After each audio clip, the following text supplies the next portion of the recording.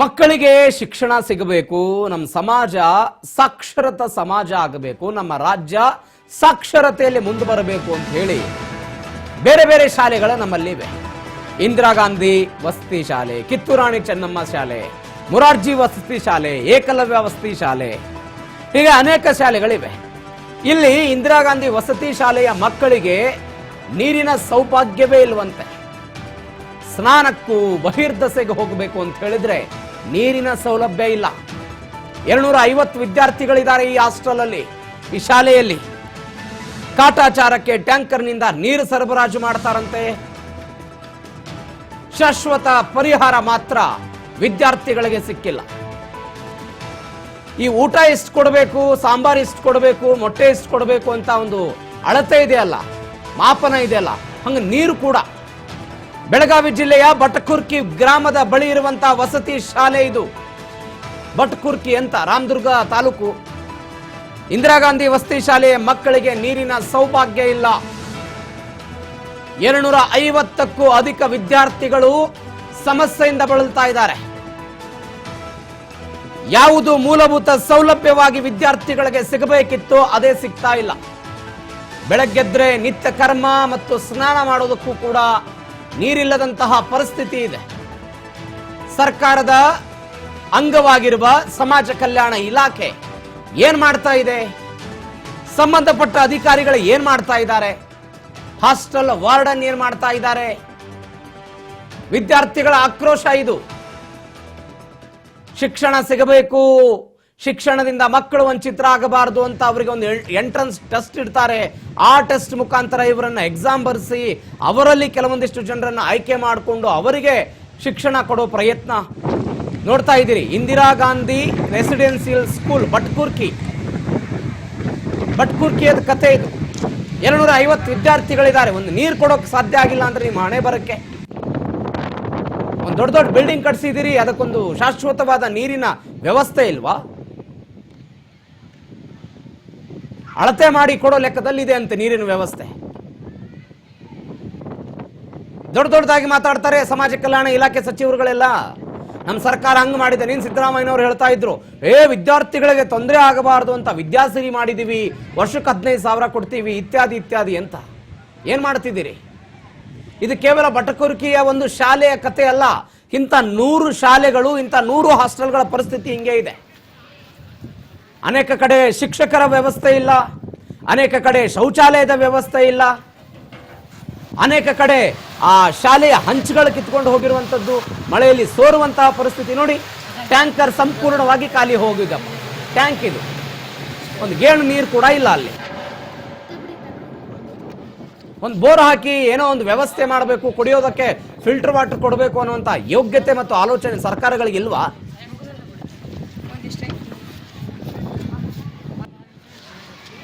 ಏಳ್ನೂರ 250 ವಿದ್ಯಾರ್ಥಿಗಳು ದಿನನಿತ್ಯ ಪರದಾಡ್ತಾರೆ.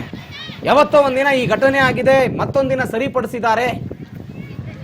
ಏನೋ ಸಮಸ್ಯೆ ಆಗಿದೆ ಒಪ್ಕೊಳ್ತಾರೆ, ಇವತ್ತೋ ನಾಳೆ ಸರಿ ಆಗುತ್ತೆ ಅನ್ನೋದು ಕಥೆ ಅಲ್ಲ. ಅನೇಕ ದಿನಗಳಿಂದ ಈ ಸಮಸ್ಯೆ ಇದೆ ಅಂತೆ. ಅನೇಕ ದಿನಗಳಿಂದ ಸ್ನಾನಕ್ಕೂ ಇಲ್ಲ, ಬೇರೆ ಏನ್ ಕೆಲಸ ಮಾಡೋದಕ್ಕೂ ಕೂಡ ನೀರಿಲ್ಲ. ಟ್ಯಾಂಕರ್ನಿಂದ ಪೂರೈಕೆ ಮಾಡ್ತಾರಂತೆ. ಎಷ್ಟು ಟ್ಯಾಂಕರ್ನಿಂದ ಪೂರೈಕೆ ಮಾಡ್ತೀರಿ ನೀರು ನೀವು? 250 ವಿದ್ಯಾರ್ಥಿಗಳಿಗೆ ಯಾವ ಪರಿಪ್ರಮಾಣದಲ್ಲಿ ಟ್ಯಾಂಕರ್ನಿಂದ ನೀರು ಕೊಡ್ತೀರಿ? ಆ ವಿದ್ಯಾರ್ಥಿಗಳು ಆಕ್ರೋಶ ಹೊರ ಹಾಕಿದ್ದಾರೆ. ಈ ಘಟನೆ ಬಗ್ಗೆ ಬೇಸತ್ತು ಹೋಗಿದ್ದಾರೆ ವಿದ್ಯಾರ್ಥಿಗಳು. ಏನ್ ಮಾತನಾಡಿದ್ರು ವಿದ್ಯಾರ್ಥಿಗಳು ಒಂದ್ಸರಿ ನೀವೇ ಕೇಳಿಸ್ಕೊಳ್ಳಿ. ನೀರಿನ ಸಮಸ್ಯೆ, ಬಾತ್ರೂಮ್ ಟಾಯ್ಲೆಟ್ಗೆ ನೀರ್ ಇರಂಗಿಲ್ರಿ. ನಮಗೆ 2-3 ದಿವ್ಸಕ್ಕೆ ಹೋಗುವಂಗೈತ್ರಿ. ಅಲ್ಲಿ ಮತ್ತೆ ಜಳಕಕ್ಕೆ 2-3 ದಿವ್ಸಕ್ಕೆ ಹೋಗುವಂಗೈತಿ. ನಾವು ಜಳಕ 2-3 ದಿವ್ಸಕ್ಕೆ ಮಾಡ್ತೇವ್ರಿ. ಹಿಂಗ್ರಿ ಮತ್ ಸರ್ಗಳು ಎಲ್ಲಾರು ನೀರಿನ ಎಲ್ಲಾ ಇದ್ ಮಾತಾಡತ್ತಾರ್ರಿ, ಆದ್ರೆ ಯಾರು ಇದ್ ಮಾಡಿಲ್ರಿ. ಎಷ್ಟು ಸಮಸ್ಯೆ ಆಗಿ ಒಂದು 15-20 ದಿನ ತನ ಆಯ್ತ್ರಿ. ಹೆಂಗ ಅಂದ್ರ 2 ಟ್ಯಾಂಕರ್ ತರ್ತಾರ್ರಿ, ಮುಂಜಾನೆ 2 ಟ್ಯಾಂಕರ್ ರೀ. ಅದರಲ್ಲೇ ನಾವು ಸಫಿಶಿಯಂಟ್ ಮಾಡ್ಕೊಂಡಿರ್ತೀವಿ. ಕುಡಿಯಾಕ ಅಲ್ಲೇ ಸ್ವಲ್ಪ ಬೋರಿನ ಇಷ್ಟು ಬರೋದಷ್ಟೇ ರೀ. ಆಮೇಲೆ ನಮ್ಗೆ ಏನು ಇಲ್ರಿ ಠಾಕೂರ್ ಲಮಾಣಿ ಅಂತ್ರಿ. ನೀರಿನ ಸಮಸ್ಯೆ ಇಲ್ಲಿ ಬಾಳ ನೀರಿನ ಸಮಸ್ಯೆ ಐತ್ರಿ. ಒಟ್ಟ ನೀರ ಸಿಗೋಲ್ರಿ, ಇಲ್ಲಿ ನೀರ ಬರುವಲ್ರಿ. ನಮಗಂತೂ ಈಗ ದಿನಾ ಟ್ಯಾಂಕರ್ಲೆ ತರಿಸಿ ಹಾಕ್ಸಾತಾರ್ರಿ, ಆದ್ರ ಅದೇನ್ ಸಫಿಸಿಯೆಂಟ್ ಅನಿಸ್ವಲ್ದ್ರಿ. ಈಗ ಅಲ್ಲಿ ಹುಡುಗ್ಯಾರ್ಗದು ಬಾಳ ಪ್ರಾಬ್ಲಮ್ ಆಗತೈತ್ರಿ. ಈಗ ಬಂದ್ ನಾವ್ ಯಾವಾಗ ಬಂದಿವ್ ನೋಡ್ರಿ, ಸ್ಕೂಲ್ ಸ್ಟಾರ್ಟ್ ಆದಾಗಿಂದ ಇಲ್ಲಿ ನೀರ ಇಲ್ರಿ. ನಾವ್ ದಿನಾ ಟ್ಯಾಂಕರ್ಲೆನ ತರಿಸಿ ಹಾಕ್ಸಾತಾರ್ರಿ. ಮತ್ತ ಪ್ರತಿ ವರ್ಷದು ಮಾರ್ಚ್ ಎಂಡಿಗದು ನೀರ್ ಅವಾಗ ಪ್ರಾಬ್ಲಮ್ ಆಕಿತ್ರಿ. ಆದ್ರೆ ಈಗ ಸ್ಟಾರ್ಟಿಂಗ ಹಿಂಗಾಗಿ ಬಿಡತೈತ್ರಿ. ಅದಕ್ಕೆ ನಮಗ್ ಸ್ವಲ್ಪ ನೀರಿಂದ ಅನುಕೂಲ ಮಾಡಿಕೊಡ್ಬೇಕಂತ ಹೇಳ. ಇಲ್ಲಿ ಬಾಳ ನೀರಿನ ಸಮಸ್ಯೆ ಐತ್ರಿ. ಒಟ್ಟ ನೀರ ಸಿಗೋಲ್ದ್ರಿ, ಇಲ್ಲಿ ನೀರ ಬರುವಲ್ರಿ. ನಮ್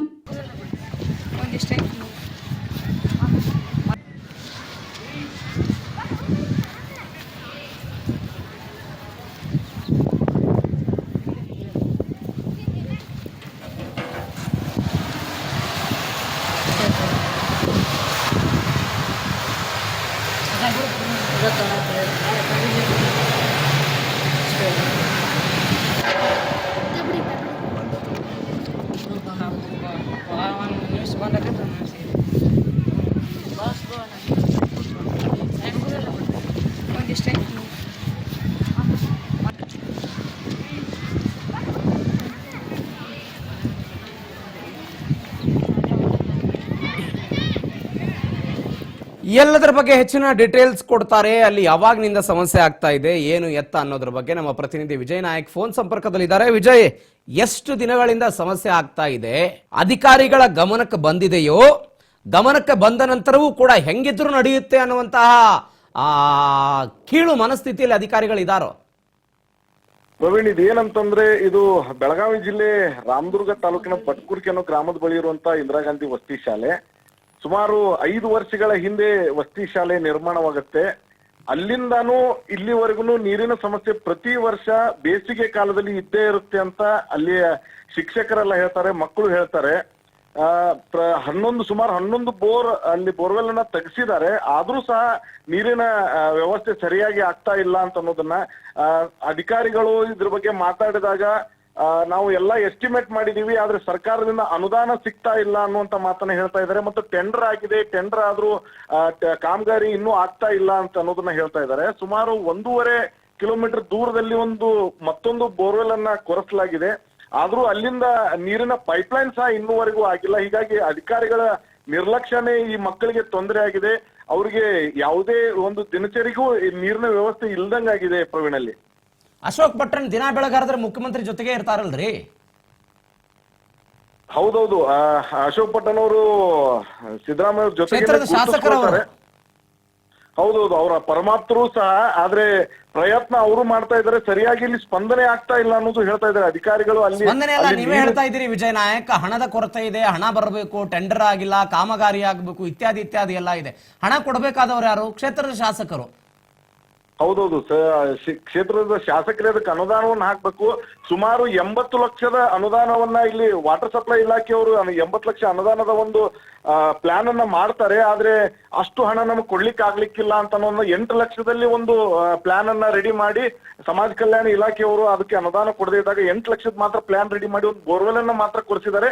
ಆದ್ರೆ ಅಲ್ಲಿಂದ ಪೈಪ್ಲೈನಿನ ವ್ಯವಸ್ಥೆ ಆ ದುಡ್ಡಿನಲ್ಲಿ ಆಗಿಲ್ಲ ಅಂತ ಬೋರ್ವೆಲ್ ಕೊರೆಸಿದ ಕಾಮಗಾರಿನೂ ಅರ್ಧಕ್ಕೆ ನಿಂತಿದೆ ಪ್ರವೀಣ್. ಅಲ್ಲ ರೀ, ಈಗ ಒಂದು ಬಿಲ್ಡಿಂಗ್ ಕಟ್ಟಬೇಕು ಅಂತ ಹೇಳಿದ್ರೆ, ಒಂದು ವಸತಿ ಶಾಲೆ ಆಗ್ಬೇಕು ಅಂತ ಹೇಳಿದ್ರೆ ಕನಿಷ್ಠ ಮೂಲಭೂತ ಸೌಲಭ್ಯಗಳು ಇವೆಲ್ಲವೂ ಇರಬೇಕು, ಸೌಲಭ್ಯಗಳು ಇರಬೇಕು ಅನ್ನೋದು ಒಂದು ನಿಯಮ.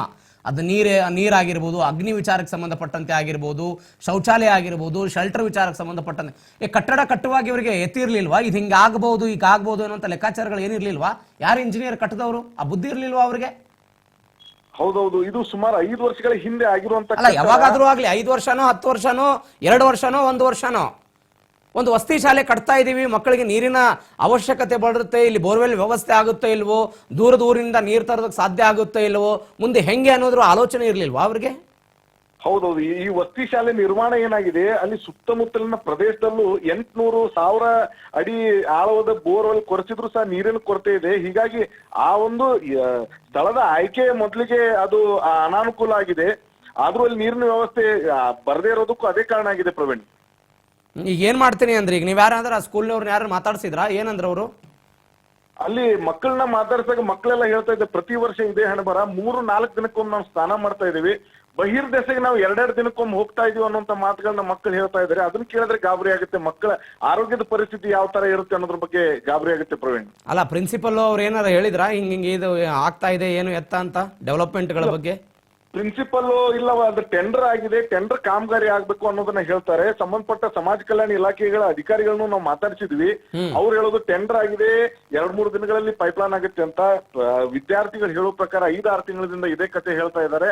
ಅಲ್ಲಿ ಯಾವುದೇ ಟೆಂಡರ್ ಆಗಿಲ್ಲ, ಯಾವ ಕಾಮಗಾರಿನೂ ನಡೀತಾ ಇಲ್ಲ ಅನ್ನೋದನ್ನ ವಿದ್ಯಾರ್ಥಿಗಳು ಸಹ ಹೇಳ್ತಾ ಇದ್ದಾರೆ ಪ್ರವೀಣ್.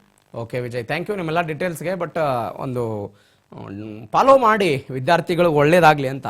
ಈಗ ಚಿಕ್ಕ ಮಕ್ಕಳು ಏನು ಹೇಳ್ತಾರೆ, ದೊಡ್ಡವರಾದರೆ ಈಗ ಕಾಲೇಜ್ ಹಂತದಲ್ಲಿರುವಂಥ ವಿದ್ಯಾರ್ಥಿಗಳನ್ನು ಹೋಗಿ ಕೇಳಿದ್ರೆ ಅವ್ರು ಪ್ರತಿಭಟನೆ ಮಾಡಿಬಿಡ್ತಾರೆ. ಅವರು ಅಧಿಕಾರಿಗಳ ವಿರುದ್ಧ, ಜನಪ್ರತಿನಿಧಿಗಳ ವಿರುದ್ಧ ಪ್ರತಿಭಟನೆ ಮಾಡಿಬಿಡ್ತಾರೆ. ಹಿಂಗೆ ಆಗ್ತಿದೆ, ಸಮಸ್ಯೆ ಬಗೆಹರಿಸಿ ಅಂತ. ಚಿಕ್ಕ ಮಕ್ಕಳು 6-7ನೇ ಕ್ಲಾಸ್ ಯಾರ ವಿರುದ್ಧ ಪ್ರತಿಭಟನೆ ಮಾಡಬೇಕು? ಇವ್ರನ್ನ ಹೆದರ್ಸಿನೋ. ಈಗ ಮಾಧ್ಯಮಗಳು ಬಂದಾಗ ಓಕೆ, ಅವ್ರನ್ನ ಮಾತನಾಡೋದಕ್ಕೆ ಬಿಡ್ಬೋದು, ಏನೋ ಆಗ್ಬೋದು. ಯಾರು ಇಲ್ಲದೆ ಇದ್ದಾಗ ಅವ್ರನ್ನ ಹೆದರಿಸಿ ಬಾಯಿ ಮುಚ್ಚಿಸೋ ಪ್ರಯತ್ನಗಳು ಆಗುತ್ತೆ ಹಾಸ್ಟೆಲ್ಗಳಲ್ಲಿ. ಹಂಗೆ ಆಗುತ್ತೆ. ಚಿಕ್ಕ ಮಕ್ಕಳು ಅವರೆಲ್ಲ. ಈಗ ಸಾಮಾನ್ಯವಾಗಿ ನೀರಿನ ಸಮಸ್ಯೆ ಯಾವಾಗ ಬರುತ್ತೆ? ಮಾರ್ಚು ಏಪ್ರಿಲ್ ತಿಂಗಳಲ್ಲಿ, ಮೇ ತಿಂಗಳಲ್ಲಿ ವಿಪರೀತವಾಗಿ ಬಿಸಿಲು ಇರುತ್ತೆ, ಬೇಸಿಗೆ ಕಾಲ ಇರುತ್ತೆ. ಆ ಸಮಯದಲ್ಲಿ ಆಗ್ಬೋದಪ್ಪ. ಮಳೆಗಾಲದಲ್ಲಿ ಕೃಷ್ಣಾ ನದಿ ಇದೆ, ಸ್ವಲ್ಪ ಮುಂದಕ್ಕೆ ಹೋದ್ರೆ ಕೃಷ್ಣಾ ನದಿ, ಕೊಲ್ಲಾರ, ಬಟ್ಕುರ್ಕಿ, ಅದೇ ಪ್ರದೇಶಗಳು ಅವೆಲ್ಲ. ಅಂತಹ ಪ್ರದೇಶಗಳಲ್ಲಿ ಇವತ್ತು ನೀವು ನೀರಿನ ಸಮಸ್ಯೆ ಇದೆ, ನಮಗೆ ನೀರು ಕೊಡೋದಕ್ಕೆ ಸಾಧ್ಯ ಆಗ್ತಾ ಇಲ್ಲ, ಟೆಂಡರ್ ಕರೆದಿದ್ದೀವಿ, ಕಾಮಗಾರಿ ಆಗ್ತಾ ಇಲ್ಲ, ಬೋರ್ವೆಲ್ ಓಡಿಸಿದ್ದೀವಿ, ನೀರು ಸಿಗ್ತಾ ಇಲ್ಲ. ಜಾಗಗಳ ಆಯ್ಕೆ ಅಂತದ್ದಿರುತ್ತೆ ನಿಮ್ದೆಲ್ಲ. ಬಾತ್ರೂಮ್ ಟಾಯ್ಲೆಟಿಗೆ ನೀರು ಇರಂಗಿಲ್ರಿ. ನಮಗೆ 2-3 ದಿವ್ಸಕ್ಕೆ ಹೋಗುವಂಗೈತಿ ಇಲ್ಲಿ. ಮತ್ತು ಜಳಕಕ್ಕೆ 2-3 ದಿವ್ಸಕ್ಕೆ ಹೋಗುವಂಗೈತಿ. ನಾವು ಜಳಕ 2-3 ದಿವ್ಸಕ್ಕೆ ಮಾಡ್ತೀವಿ ರೀ. ಮತ್ತು ಸರ್ಗಳು ಎಲ್ಲರೂ ನೀರಿನ ಎಲ್ಲ ಇದು ಮಾತಾಡತ್ತಾರ್ರಿ. ಆದ್ರೆ ಯಾರೂ ಇದು ಮಾಡಿಲ್ರಿ. ಸಮಸ್ಯೆ ಆಗಿ ಒಂದು 15-20 ದಿನ ತನಕ ಆಗ್ತದೆ. ಹೆಂಗೆ ಅಂದ್ರೆ 2 ಟ್ಯಾಂಕರ್ ತರ್ತಾರ್ರಿ, ಮುಂಜಾನೆ 2 ಟ್ಯಾಂಕರ್ ರೀ. ಅದರಲ್ಲೇ ನಾವು ಸಫಿಷಿಯೆಂಟ್ ಮಾಡ್ತೀವಿ.